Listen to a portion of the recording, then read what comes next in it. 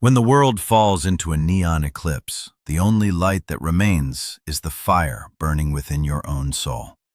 Witness the spectacular moments where the dark meets the glow in a dance of fate and light. Subscribe today and witness the beauty of the ultimate cinematic shadow. Dispatcher called it a mechanical hold, but what it really meant was I was getting off 2 weeks early and heading home to a house I hadn't seen in 5 months. I drove a long-haul route for a regional freight company out of Knoxville. Normally I'd be gone 3 weeks, home 4 days, gone again. That was the rhythm my second wife, Tammy, and I had built our life around. That was the rhythm my son had grown up inside, whether any of us liked it or not. My boy was 11. His name was Miles, and he had his mother's eyes, my first wife, Cheryl, who passed from an aneurysm when Miles was 6. He had her way of tilting his head when he was thinking hard about something. He had her laugh. After she died, it was just the two of us for almost 3 years. Then I met Tammy at a church potluck in October, and she was patient and kind and good with Miles at first. Or I told myself she was because I needed to believe it. The mechanical hold freed me on a Tuesday afternoon in July. The rig foreman called my cell, told me the hydraulics on the trailer needed a full overhaul and they were sending me home until Thursday of the following week. I didn't call Tammy. Something stopped me. I'd been doing that more lately, choosing not to call ahead, not from suspicion exactly, more like a quiet discomfort I hadn't been able to name. The drive from the terminal took about 40 minutes. Our house sat on a half-acre lot outside Maryville. Brown siding, a covered porch Miles used to sit on with his sketch pad. He drew everything. Bugs, cloud formations, the neighbor's cat. His backpack was always stuffed with loose paper, corners sticking out. When I pulled into the driveway, his bike wasn't in its usual place against the side of the house. Tammy's car was gone too. I let myself in with my key. Inside it was cool and clean. Too clean, actually. Miles's shoes weren't by the door. His jacket wasn't on the hook. I went upstairs to his room. The bed was made, which Miles never did on his own. His shelf was half empty. The small cork board above his desk where he pinned his drawings, the one with the hawk, the one with the creek behind his grandmother's house, had nothing on it. I stood in that room for a long time. Tammy answered on the third ring. "She's at her mother's, I'm pretty sure, with Miles." I said, "Where's Miles?" She didn't hesitate, which bothered me more than a pause would have. "He's at the Horizon Boys Academy, up past Wartburg. I told you about it back in April, remember? It's a residential character program. 6 weeks. I didn't remember. I'd been covering extra routes in April because 2 drivers quit without notice and the money was good, and I'd been trying to pay down the truck loan early. A lot of things had blurred together. I said, "You sent him to a residential program without telling me." "I told you. You weren't listening. You never listen when you're on the road. Miles needed structure, and you're not here to provide it." "What kind of structure?" "Leadership skills, work ethic.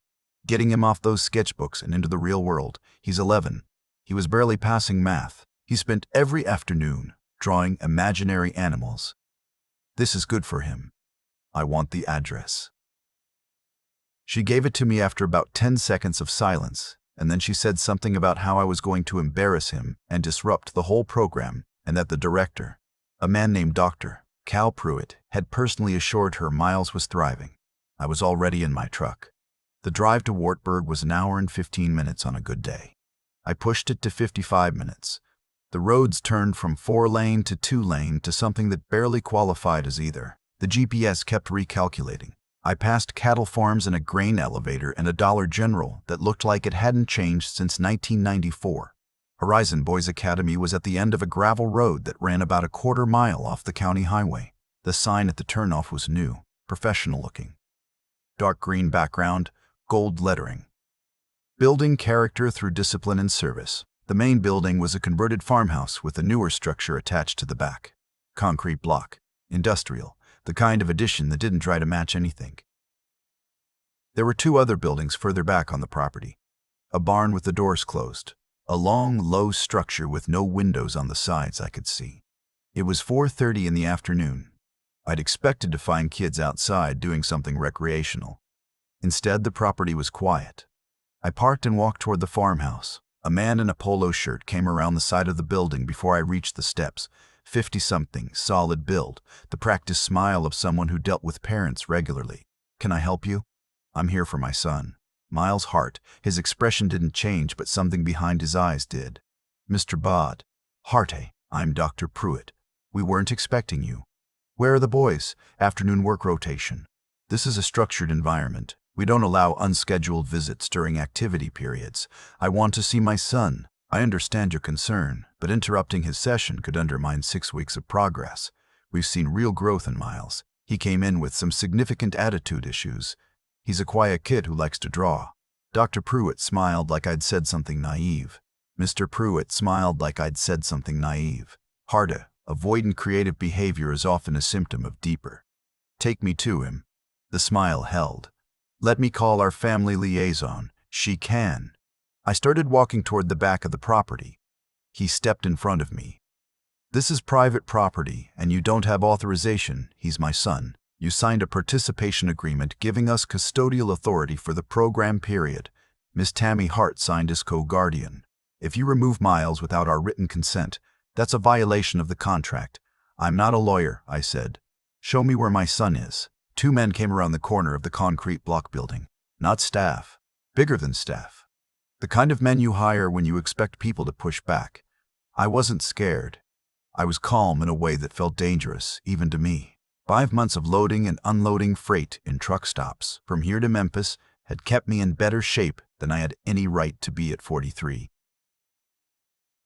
I looked at Dr. Pruitt and said, "You have about 30 seconds to decide how this goes." That's when I heard it.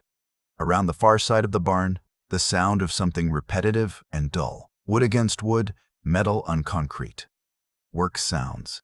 And underneath them, faint but unmistakable, the sound of boys. I went around the barn. Behind it, stretching back toward a tree line maybe 200 yards away, there was a cleared work area. Pallets stacked 6 high, a rusted flatbed piled with lumber. And boys, I counted 9, maybe 10, moving in a line, carrying boards from one end of the yard to the other, stacking them, going back. They wore gray t-shirts. Most of them were sweating through them. The afternoon heat in the valley was pushing 90. My son was at the far end of the line. I knew him by his walk, the same way I'd known his mother by hers. Miles had a slight hitch in his right step from an old ankle injury. Barely noticeable unless you knew to look. His face when he turned and saw me, I don't have the right words for it. It was like watching something in him that had gone very still, suddenly move again. "Dad." Just that one word. But the way he said it. I was crossing the yard before I knew I was moving. "Dr. Stat." Pruitt was shouting something behind me. One of the large men grabbed my arm. I turned and used my shoulder the way you learn to when you've spent enough years in tight loading bays, and the man sat down harder than he planned to. Miles ran the last few yards and hit me like a freight train. He was thinner. I felt it immediately, the way his shoulder blades pressed through his shirt. "Dad, you came." "Dad, they told me you said this was good for me. They said you picked this place. I've got you, bud." He was shaking, not crying yet, just shaking, the way bodies do when they've held something too long and finally have somewhere to put it down. The other boys had stopped working. They were standing in a loose cluster 30 feet away, watching us. Some of them looked like they were trying to figure out if this was real. One of them, a kid who couldn't have been older than 9, was gripping the board he'd been carrying with both hands, knuckles pale. I looked at the boys, and then I looked at Dr. Pruitt, who had caught up to me. "You said you were his parent's choice. Miss Hart enrolled him, his stepmother, not his parent. She had authorization. Where do they sleep?" Pruitt's jaw tightened. "The residential quarters are." I said, "Where do they sleep?" "The low building with no windows." I got my phone out. I had 2 bars. I called 911 and told the dispatcher my name, my location, and that there were children being held in a windowless building and forced to perform labor. The dispatcher asked me to stay on the line. I handed the phone to Miles and told him to keep talking to her. Doctor told him to keep talking to her. Pruitt said, "You're making a serious mistake." I picked up the board the little boy had dropped when he backed away from me. I said, "How many boys are here?" Pruitt didn't answer. One of the staff members, a younger guy who'd been standing off to the side looking increasingly uncomfortable, said quietly, 14. The first county sheriff's deputy arrived 18 minutes later. His name tag said W. Foley. He was maybe 30, and he looked at the workyard, at the boys in gray shirts, at the building with no windows, and at Dr. Pruitt standing with his phone in his hand recording everything, and his expression went somewhere very specific. Dr. Pruitt immediately launched into his explanation. Licensed facility, participation agreements, character development curriculum, highly effective methods. Mr. Hart had trespassed and assaulted a staff member. Deputy Foley looked at him for about 3 seconds and then turned to me. How old are these kids? I don't know all of them. My son is 11. He looked at the windowless building. What's in there? Pruitt said, our residential program requires, the deputy said. Sir, I'm going to need you to open that building, right now. What came out over the next 3 hours was methodical and grim. Deputy Foley called for backup. 2 more cruisers, a state trooper, and a woman from the Department of Children's Services who drove 40 minutes from Knoxville and walked through every room with a clipboard and a very particular kind of controlled expression. The face people get when they've seen things like this before and have learned not to react visibly, because it doesn't help anyone. The residential quarters held bunk beds in a room meant for maybe 8. 14 boys were sleeping there. The windows had been painted over on the inside. The bathroom shared a thin wall with the work storage area and smelled like it. There was a whiteboard on the wall with point totals next to names. Points for productivity.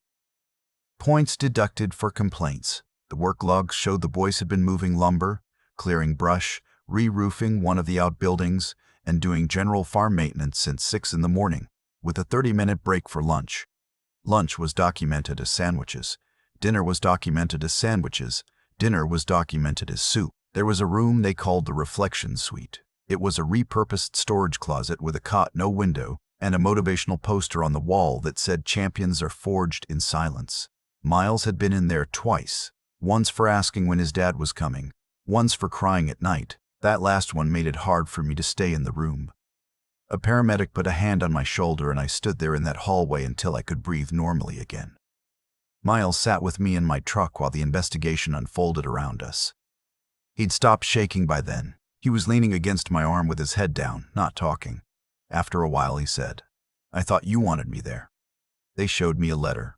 What letter? They said you sent it.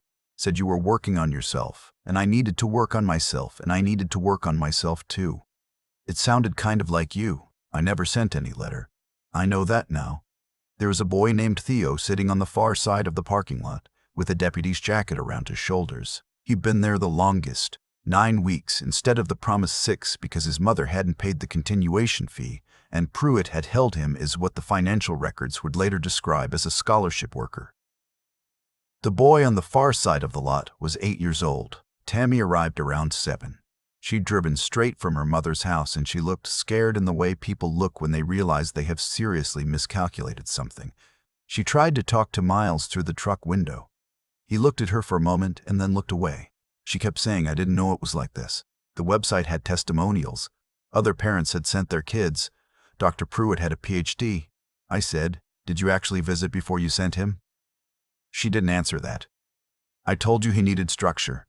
What he needed was his father to come home more. I said it quietly. I didn't say it to hurt her. I said it because it was true, and I'd been not saying it to myself for 2 years. The DCS worker collected statements from all 14 boys. Most of their parents had found the program through online ads or word of mouth. A Facebook group, it turned out, for parents of what the group called high needs boys. Dr. Cal Pruitt had been a member of the group for 3 years, commenting supportively on posts, building trust, offering his program as a solution. 7 of the 14 families had enrolled their sons based on his recommendations in that group. Pruitt held a PhD in organizational leadership from a for-profit online university that had been de-accredited in 2019. The academy had never been licensed as a residential youth program. The participation agreements the parents had signed had a clause buried in paragraph 11 of page 4 that granted Pruitt's organization provisional custodial authority for the program duration. The clause had been written by a disbarred attorney in a different state. The financial records showed the lumber the boys had been moving had been sold. The brush clearing had been contracted work for an adjacent property owner who thought he was hiring a landscaping company. Pruitt was arrested at 9:15 p.m. He stayed calm until the zip ties went on, and then he started talking about his mission and how these boys needed him and how the system was going to fail them the moment they were taken out of his care. 2 of his staff members were arrested with him. The third had driven off the property at some point during the investigation and was picked up an hour later on the county highway. Miles and I followed the ambulance to the UT Medical Center. Dehydration, mild malnutrition, a healing cut on his left palm from a wood splinter that hadn't been cleaned properly. The ER doctor examined him without comment, which told me he was working not to say things in front of Miles that would scare him. "He's going to be okay," the doctor said to me in the hallway. "His body is going to be okay." I heard what he wasn't saying. Miles fell asleep in the hospital bed before they finished his IV. I sat in the chair next to him and watched him breathe. I thought about how I'd been on the road when his mother died. I'd gotten the call at a rest stop outside of Louisville and driven the whole way home with one hand on the wheel and one hand pressed flat against my chest, like I could hold myself together by force. I thought about how in the 2 years after that I'd taken every extra route I could get because being home in that house, with his small grieving presence, was the hardest thing I'd ever done, and I hadn't done it. I'd sent money and called when I could and told myself that was enough. It wasn't enough. One hydraulic failure on one trailer had sent me home 2 weeks early. If the equipment had held, Miles would have been at Horizon for another 8 days. He would have come home thinner and quieter, and I might not have known how to ask the right questions. I got lucky in a way that felt like the least I deserved. Dr. Cal Pruitt was charged with 17 counts, including child labor violations, custodial fraud, false imprisonment of a minor, and wire fraud related to the misleading marketing materials. His 2 primary staff members were charged as co-conspirators. The disbarred attorney who drafted the custody clause was charged separately. The whole case took 11 months to go to trial. I quit long haul during that time and took a local delivery position that had me home every night by 6. The pay cut was significant. I didn't care. Tammy and I separated 3 months after the arrest. It wasn't a dramatic conversation. She came to the apartment I'd rented in Maryville. We sat at the kitchen table, and she said, "I know I made a mistake that I can't undo." And I said, "I know I wasn't home enough, and I can't undo that either." We were quiet for a while. Then she left, and I didn't try to stop her, and I think that was the right thing for both of us. Miles started therapy with a woman named Dr. Okafor, who had a small office above a bakery downtown and a way of sitting very still that seemed to help him talk. For the first month, he didn't want to draw. He said drawing felt like something he'd used to escape, and he didn't want to think about escaping right now. He wanted to be here. I understood that in my bones. Around the 2nd month, he started carrying a small spiral notebook again. Not to draw in, just to have. Then one evening I came home and he was at the kitchen table with it open, sketching something. I didn't ask what. I just made dinner and let him work. It was a map. Our neighborhood, our street, the park 3 blocks over where we'd started walking on weekend mornings, labeled in his neat handwriting. Home. Here. Known.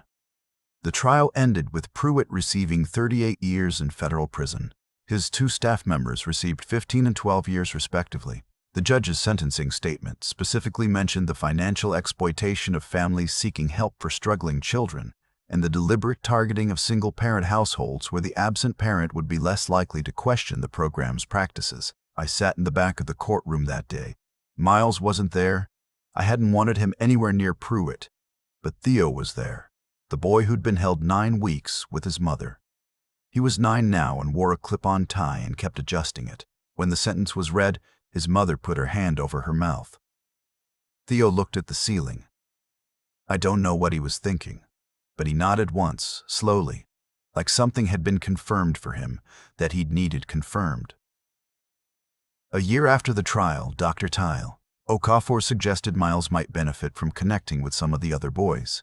A few families had stayed in loose contact through the case, sharing updates with the DCS worker who'd been assigned as a point of contact. Miles wrote letters to Theo for a while, actual handwritten letters, which surprised me.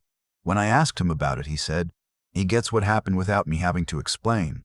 Miles was 13 when he entered his first art competition. Regional middle school level, nothing large. He submitted a series of 5 drawings he called inventory. Each one was a carefully rendered object from memory. His bunk at the academy, the point tally whiteboard, the motivational poster, the work yard, and a final drawing that was just the view from the truck window the day I came for him. Trees going past. The road. The judges gave it third place in the mixed media category. Miles seemed unbothered by the placement. He'd made the thing he needed to make. That was what mattered to him. I started volunteering with a parent advocacy network that educated families about unregulated residential programs, what advocates called the troubled teen industry, though it reached far younger than teenagers. We went to community centers, school board meetings, PTA nights. We gave people a checklist. Is the facility licensed by the state? Can you visit without notice? Can your child call you any time? Are there documented educational requirements? Is there a formal grievance process with oversight? We told them that programs that resisted parental involvement, that required long-term upfront contracts, that used vague language like character development and life skills without specifics, were programs that deserved hard questions. We told them what hard questions look like. Miles came with me once when he was 14. He didn't speak publicly. That wasn't something he wanted to do. But afterward, a woman came up to us in the parking lot. She'd been there with her sister, who was considering a program for her nephew. The woman said, "My sister was about to sign the forms. The program's in another state.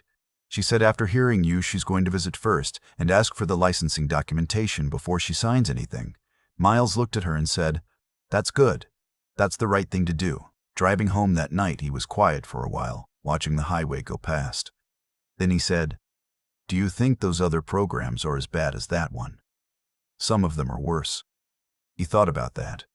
"Why do people do it?" I said what I'd come to believe after a year of research and too many conversations with survivors and advocates. Some of them think they're helping. They've convinced themselves that what they're doing is good because they need to believe it. And some of them just see a population of kids whose parents are scared and exhausted and willing to pay someone to make it better. And they take advantage of that. Miles said, "That's two different kinds of bad." "Yeah, it is." He nodded and went back to looking out the window. 2 years after the trial, we drove out to where the Horizon Boys Academy had been. The property had been seized as part of the civil proceedings and eventually sold. Someone had turned it into a small horse farm. The farmhouse had new paint. The concrete block building had been torn down. Miles stood at the fence for a while. Then he said, "It looks smaller than I remembered." "They usually do." He looked at me. "How do you know that?" I said. "I've been back to a few places that scared me when I was young. They always look smaller." He seemed to think that was a useful piece of information. He filed it away the way he filed most things, quietly, completely. On the drive home, he pulled out his notebook and started sketching. I didn't look over. I trusted him to know what he needed to draw. Later that night, after he'd gone to bed, I found the notebook on the kitchen counter. He'd left it open. The sketch was of the horse farm, the horses at the fence, the new paint on the farmhouse. In the lower corner, in small letters, "It doesn't own the land. It's just land." I stood there in the kitchen for a long time. I thought about how many parents were probably on roads right now, making the same calculations I'd made. More money, less time. Better stability, less presence. I thought about how easy it is to mistake financial provision for parenting, especially when the alternative is being in a small house with a grief you don't know how to hold. I'd made that mistake for 2 years, and my son had paid part of the price for it, not the whole price. That had been Pruitt's debt to pay, and he was paying it in a federal facility in Cumberland County. But part of it was mine. I'd left a gap and someone had moved into it. That was the lesson I kept. Not as guilt. Guilt is just another way of making it about yourself, but as a kind of permanent attention. An understanding that presence is not the same as paycheck and that children can tell the difference, even when they can't name it. Miles is 16 now. He still draws. His room has a new corkboard, covered in his work.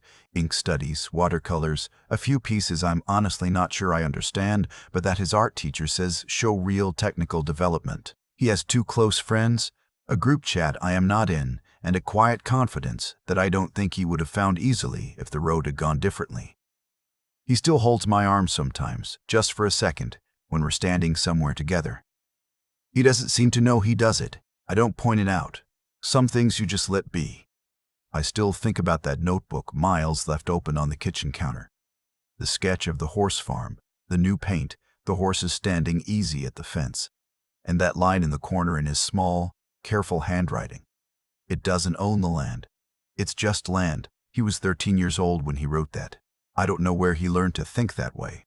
Maybe he figured it out on his own, the way kids sometimes do when adults fail to protect them, and they have no choice but to build something inside themselves that holds. What I know is this. The things that happened to Miles happened in part because I made choices that left a gap. Not evil choices. Not even careless ones. Not exactly. I was working. I was grieving in the way men my age were taught to grieve, which is to say by staying in motion, by measuring love in overtime hours and paid-off loans. I told myself Miles needed stability. What he needed was his father in the same room. Those are not the same thing, and I knew the difference and looked away from it for 2 years. That looking away had a cost, and my son paid it. Cause and effect doesn't care about your intentions. It just runs the math. Pruitt found families like mine because families like mine had a specific shape, a gap where a present parent should have been. A second adult who was trying hard but overmatched, a child who had already learned too young that the people who were supposed to be there sometimes weren't. He didn't create that vulnerability. He just knew how to walk through it. That's the thing about people who prey on struggling families. They are often very good at reading exactly where the door is. What stops them is not luck. Though I got lucky with that hydraulic failure and I know it. What stops them is parents who have done the harder work of being honest about their own gaps. Honest enough to ask the questions they're afraid the answers might reflect back on them. Is my kid okay? Not, is someone else handling it? Is my kid okay, and how do I actually know? Miles taught me something else too, something I'm still learning. When he started drawing again, he didn't draw escape. He drew inventory. The bunk, the whiteboard, the work yard, then the road home. He looked directly at what had happened to him and turned it into something he could hold in his hands and examine. That takes a kind of clear-eyed courage that most adults I know, including me, have spent years trying to avoid developing. The willingness to see what's actually there, not what you wish were there. And then the willingness to keep going anyway. Not because it stops hurting, but because the alternative is to let the thing that hurts you be the last word about who you are. Miles understood that before I did. He understood that surviving something isn't the same as being defined by it, that you can carry what happened without letting it carry you. I'm 46 now. I drive local. I'm home by 6. Some nights Miles and I eat dinner and don't talk much, just 2 people in the kitchen, and it is the least dramatic and most valuable thing in my life. I wasted time getting here. I can't get that time back, and I don't spend energy pretending I can. What I can do is show up now, every day. Without exception, I can show up. That turns out to be enough to build something real on. Not everything, but enough.